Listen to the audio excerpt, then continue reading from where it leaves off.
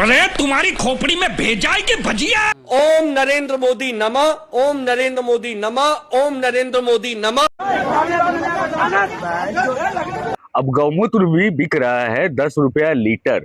Welcome दोस्तों, बात करेंगे सोशल मीडिया पे क्या वायरल चल रहा है। कंगना रनावत ने राहुल गांधी को लेकर प्रेडिक्शन किया है और कंगना ने कहा है कि अगली बार राहुल गांधी एलओपी नहीं रहेंगे, क्योंकि राहुल गांधी हर किसी का इस्तीफा मांग रहे हैं। राहुल गांधी बेशरम है, इंटरनेशनल साजिश, जॉर्ज सोरोस, तमाम बातें कंगना रनावत ने कही है और कंगना रनावत के इस बात से लोग एग्री कर रहे हैं।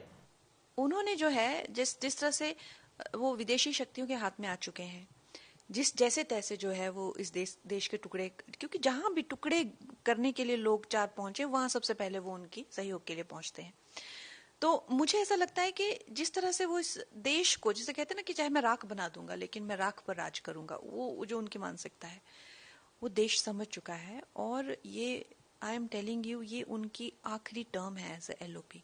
तो कंगना रनावत 100% श्योर है कि राहुल गांधी अगली बार लीडर ऑफ अपोजिशन नहीं रहेंगे।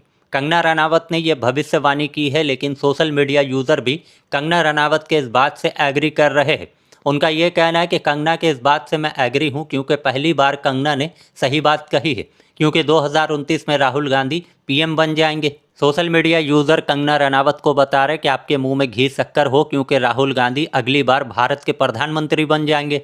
और दूसरी तरफ कंगना रनावत के इस बयान को लेकर लोग बता रहे कि मेरी भी एक भविष्यवाणी है, सुन लो। कंगना जिस तरीके से उल जुलूल बक रही है, 2026 खत्म होते होते एक जोरदार जन्नाटेदार, दिमाग को हिला देने वाला, कनपट्टी सुझा देने वाला, होश उड़ा देने वाला चमाट पड़ सकता है।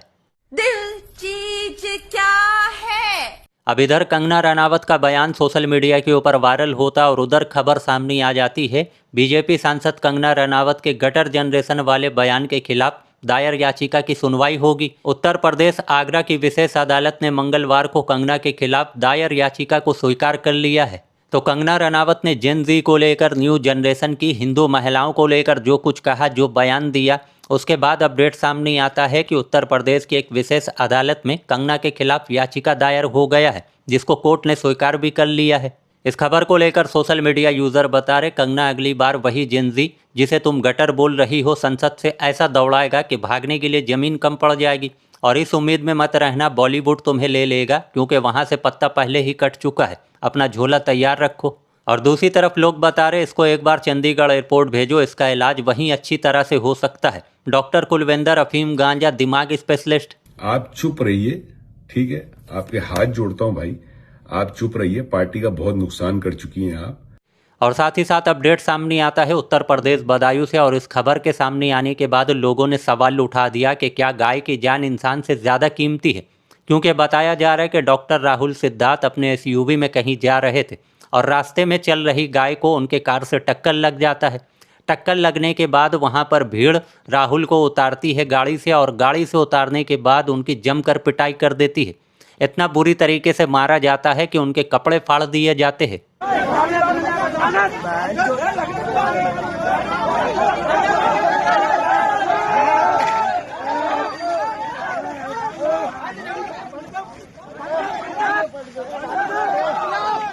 तो जिस आदमी को कार से निकालकर पीटा गया, उनका नाम डॉक्टर राहुल सिद्धार्थ बताया जा रहा है। वो अपने कार से कहीं जा रहे थे और गाय को उनके कार से टक्कर लग जाता है, और टक्कर लगने के बाद लोगों ने बहुत बुरी तरीके से उनकी पिटाई कर दी। इस खबर को लेकर लोग बता रहे कि हमारी संस्कृति में गाय को बहुत पवित्र माना जाता है। अगर मैं कुछ कर सकता तो सबसे पहले उस पशु मालिक की बुरी तरीके से पिटाई करता जो गाय को सड़क पर बेसहारा छोड़ देता है, जबकि उसे पता है कि ये खतरनाक है। अब एक तरफ तो इस खबर को लेकर चर्चा चल ही रही थी, ट्विटर के ऊपर ये खबर ट्रेंड कर रहा था, लेकिन दूसरी तरफ ठीक इसी तरीके का एक और खबर सामने आ जाता है, जहां बताया जा रहा है कि ट्रांसफार्मर से बिजली का झटका लगने से गाय की मौत हो गई, और उसके बाद वहां गुस्साए लोगों ने डंडे बरसाकर ट्रांसफार्मर को ही तोड़ दिया। अब इस खबर के सामने आने के बाद ट्विटर के ऊपर ये खबर भी ट्रेंड करने लगता है, और लोग बता रहे कि इंसानों को तो छोड़ दीजिए, ट्रांसफार्मर भी सुरक्षित नहीं। एक गाय को करंट लग गया तो गुस्साए भक्तों ने देश विरोधी ट्रांसफार्मर को ही तोड़ दिया। उसके बाद अपडेट सामने आता है कांग्रेस के राष्ट्रीय अध्यक्ष, जिनका नाम है मल्लिकार्जुन खड़गे। बताया जा रहा है उत्तराखंड हल्द्वानी में कांग्रेस की तरफ से एक रैली था, और मंच के ऊपर कांग्रेस के राष्ट्रीय अध्यक्ष मल्लिकार्जुन खड़गे थे। और उसके बाद होता ये है कि जब रैली खत्म हो जाता है, सभा खत्म हो जाती है तो उसी जगह का शुद्धिकरण किया गया है। बताया जा रहा है कि कुछ हिंदूवादी संगठनों ने वहां पर जाकर पूजा हवन किया और उसका शुद्धिकरण कर दिया।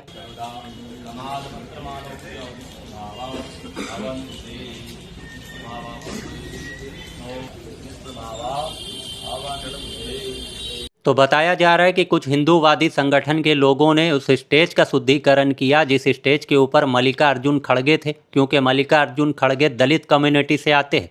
अब इस बात को लेकर मल्लिकार्जुन खड़गे ने कहा कि मैंने आज तक कभी किसी के सामने गिड़गिड़ाया नहीं, क्योंकि मैंने कभी ये नहीं बताया कि मैं दलित हूँ, मेरी रक्षा करो, क्योंकि मैं लड़ने की ताकत रखता हूँ। लेकिन ये सब कुछ करके मुझे छुआछूत का एहसास दिलाया गया है। मल्लिकार्जुन खड़गे ने सदन में कहा कि जिन लोगों ने ये सब कुछ किया है उनके ऊपर छुआछूत अधिनियम के तहत केस बुक किया जाए। राहुल गांधी ने इस मुद्दे पर ट्वीट करते हुए कहा है कि सभा के बाद मंच का शुद्धिकरण सिर्फ एक व्यक्ति का अपमान नहीं है, बल्कि उस संविधान का अपमान है जिसने छुआछूत को अपराध घोषित किया है। और ये एक लौती घटना नहीं है, ये बीजेपी और आरएसएस की सालों से पाली पोसी हुई मनुवादी सोच का नतीजा है। अब इस खबर के सामने आने के बाद सोशल मीडिया के ऊपर ये सवाल उठ जाता है कि वो कौन सा हिंदू संगठन था और वो कौन से लोग थे जिन्होंने वहाँ पर शुद्धिकरण किया। लोगों ने अपडेट पोस्ट करते हुए बताया गिरीश चंद्र पांडे, जिन्होंने खड़गे की उत्तराखंड रैली के बाद वहाँ पर शुद्धि हवन किया था, जिसने बीजेपी और आरएसएस से किसी भी तरह के संबंध से इनकार किया। यहाँ आरएसएस की यूनिफॉर्म की उनकी तस्वीर है और ये इस बात की पुष्टि करता है कि वो बीएचपी से जुड़े हुए हैं। और साथ ही साथ अपडेट सामने आता है उत्तर प्रदेश बुलंदशहर से। बताया जा रहा है कि उत्तर प्रदेश सरकार ने एक पायलट प्रोजेक्ट शुरू किया है जिसके तहत किसानों से, महिलाओं से और ग्रामीणों से 10 रुपये प्रति लीटर गौमूत्र खरीदा जा रहा है। अपडेट के मुताबिक बताया जा रहा है उत्तर प्रदेश के बुलंदशहर में पायलट प्रोजेक्ट 10 रुपये प्रति लीटर पर गौमूत्र खरीद रही है, जिसमें किसानों और ग्रामीण महिलाओं को एक नई इनकम बढ़ाने वाली प्लान में शामिल किया गया है। अब गौमूत्र भी बिक रहा है 10 रुपया लीटर। आपके पास गाय है और आपकी गाय पेशाब करती है तो उस पेशाब को आप जमा करके बेच सकते हैं, वो भी 10 रुपए लीटर। अब आते हैं पूरी कहानी में। दरअसल उत्तर प्रदेश के बुलंदशहर में नरसाना सियाना गांव में करीब 15 विलेज मिलकर एक पायलट प्रोजेक्ट चला रहे हैं जिसमें 10 रुपए लीटर करके सब पेशाब इकट्ठा कर रहे हैं। गायों का पेशाब इकट्ठा किया जा रहा है, करके एक टैंक पे रखा जा रहा है। बताया जा रहा है कि इससे आयुर्वेदिक दवाएं बनेगी, कंपोस्ट बनेगा, फर्टिलाइजर, ऑर्गेनिक फर्टिलाइजर बनेगा, जिसके बाद इसे बेचा जाएगा। लेकिन फिलहाल अभी बेचने वाले का तो पता नहीं, फर्टिलाइजर बेचने का तो पता नहीं, लेकिन गाय के पेशाब को इकट्ठा जरूर किया जा रहा है।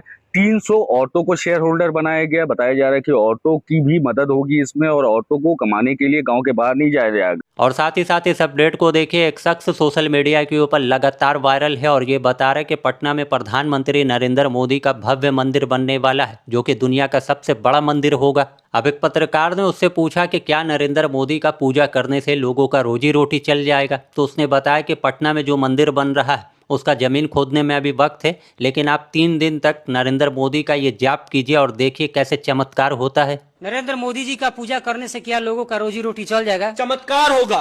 मैं आपसे बोलना चाहता हूं, भगवान श्री नरेंद्र मोदी जी का जो पटना में मंदिर बन रहा है उसमें तो अभी जमीन खोदने में टाइम लगेगा, लेकिन मैं आपसे बोलता हूं, आप 1 मिनट के लिए इसको प्रैक्टिकली करके देख लीजिएगा। आप 3 दिन ओम नरेंद्र मोदी नमः, ओम नरेंद्र मोदी नमः, ओम नरेंद्र मोदी नमः, ओम नरेंद्र मोदी नमः 3 दिन लगातार जाप कीजिए। चौथे दिन अगर चमत्कार ना हो तो मुझे बता दीजिएगा। और साथ ही साथ अपडेट सामने आता है बॉलीवुड एक्ट्रेस ईशा कोप्पिकर, जिसने इस बात को लेकर निंदा की कि प्रधानमंत्री नरेंद्र मोदी को जंतर मंतर पे गाली बका गया। उन्होंने इस तरह की बातों को एंटी नेशनल कहा और कहा कि इस तरह का व्यवहार डेमोक्रेसी को नुकसान पहुंचा सकता है, जिसके बाद बताया जा रहा है कि इनको सोशल मीडिया के ऊपर काफ़ी बैकलेस मिल रहा है और कथित तौर पर इनके कुछ फॉलोवर भी कम हो गए हैं। बताया जा रहा हाल ही के एक इंटरव्यू में उन्होंने कहा कि वो सिर्फ अपने सोशल मीडिया फॉलोवर बचाने के लिए अपनी राय नहीं बदलेगी। उन्होंने उन सेलिब्रिटीज़ की भी बुराई की जो पॉलिटिकल मुद्दों के ऊपर चुप रहते हैं, क्योंकि उन्हें अपने फॉलोवर खोने का डर होता है। और ईशा कोप्पिकर ने आगे बताया कि मैं ऐसी ही हूँ, मैं ऐसा ही करूँगी क्योंकि मैं अंधभक्त हूँ। तो कम वक्त में ज़्यादा अपडेट आपको बताने की कोशिश करते हैं। आपको अच्छा लगता है तो वीडियो को लाइक कीजिए, दोस्तों तक शेयर कीजिए और चैनल के ऊपर पहली बार है तो चैनल को सब्सक्राइब ज़रूर कीजिए।